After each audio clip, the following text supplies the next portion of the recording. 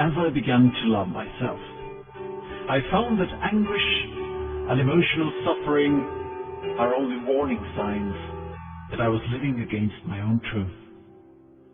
Today I know this is authenticity. As I began to love myself, I understood how much it can offend somebody as I tried to force my desires on this person, even though I knew the time was not right and the person was not ready for it, and even though this person was me. Today I call it respect. As I began to love myself, I stopped craving for a different life, and I could see that everything that surrounded me was inviting me to grow. Today I call it maturity. As I began to love myself, I understood that at any circumstance, I am in the right place, at the right time, and everything happens at the exactly right moment, so I could be calm. Today I call it self-confidence. As I began to love myself, I quit stealing my own time, and I stopped designing huge projects for the future.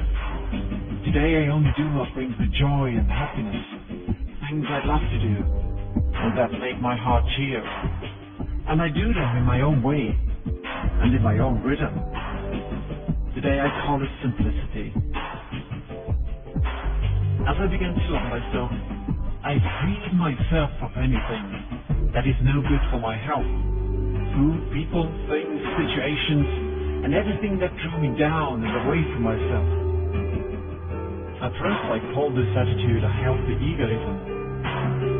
Today I know it is love of oneself. As I began to love myself, I quit trying to always be right.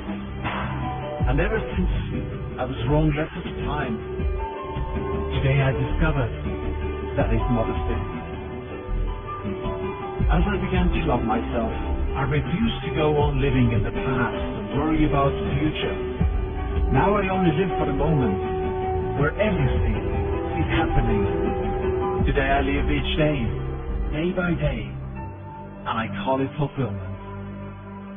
As I began to love myself, I recognized that my mind can disturb me, and it can make me sick. But as I connected it to my heart, my mind became a valuable ally. Today I call this connection wisdom of the heart. We no longer need to fear arguments, confrontations, or any kind of problems with ourselves or others.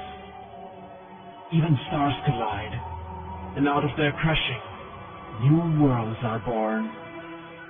Today I know that is life.